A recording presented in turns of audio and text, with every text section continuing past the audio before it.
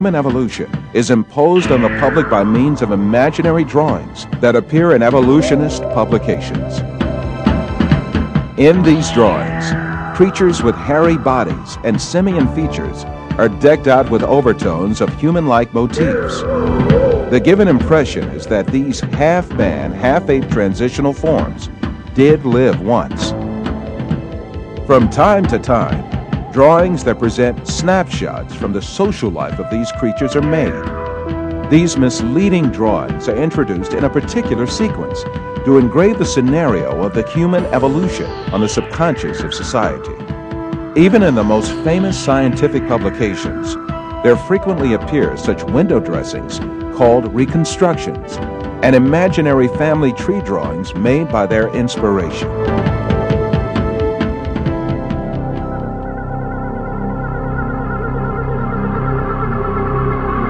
The imaginative power of evolutionists is not limited to fictional drawings and models.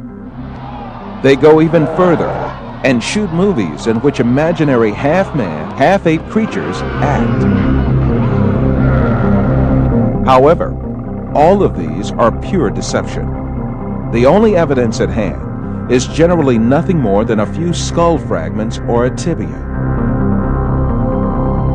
The hair, skin, nose, ears, lips, or other facial features of a living being cannot be determined from its bone remains.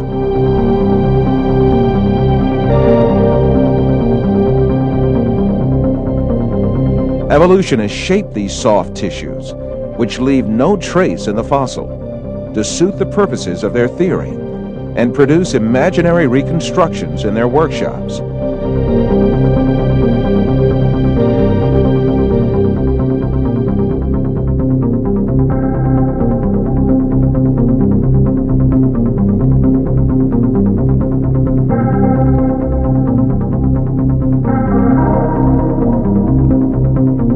Ernest Houghton from Harvard University states that these drawings have no scientific value.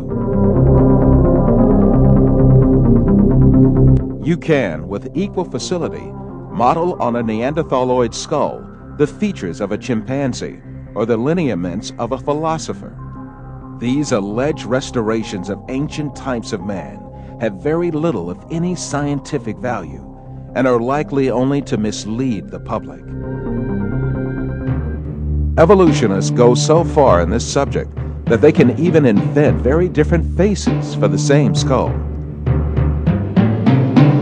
The three entirely different reconstructions made for the fossil called Zinjanthropus is a famous example showing how persistent evolutionists are in producing these false masks. Evolutionists engage not only in drawing and modeling tricks, sometimes they commit deliberate forgeries. The most famous of these frauds is the Piltdown fossil, introduced in England in 1912 by an evolutionist named Charles Dawson. This fossil was presented as the most important transitional form between ape and man and was displayed in museums for more than 30 years. Experts who re-examined the fossil in 1949 discovered that it was a forgery that had been produced by attaching an orangutan's jaw to a human skull.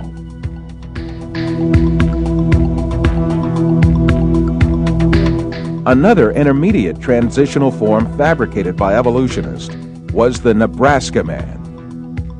This was cooked up in 1922 on the basis of a single fossil tooth. The evolutionists did not neglect to give it an ostentatious Latin name, Asparapithecus haroldcooki, or to make imaginary drawings related to it. It was soon revealed that the tooth that had been the source of inspiration for Nebraska Man, in fact, belonged to a wild pig. Many other fossil skulls have been presented as great evidence for evolution failed one by one. Neanderthal Man was advanced as evidence in 1856, dismissed in 1960. Piltdown Man was advanced as evidence in 1912, dismissed in 1953. Zinjanthropus was advanced as evidence in 1959, dismissed in 1960. Ramapithecus was advanced as evidence in 1964, dismissed in 1979.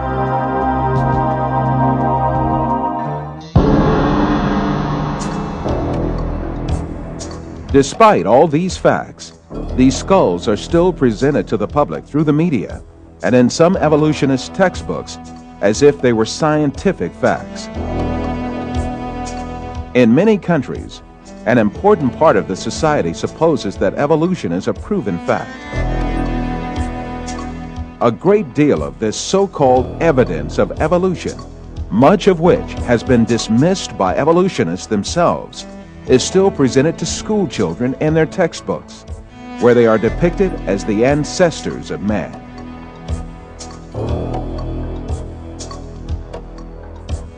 In fact, the truth that the evolutionists try so hard to deny and conceal is there for all to see. Species appeared all of a sudden and perfectly on the earth. That is, they were created.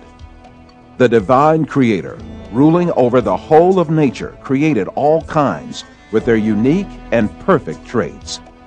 That divine creator is Allah, the one and only God. He is the Lord of the heavens, the earth, and all that is between them.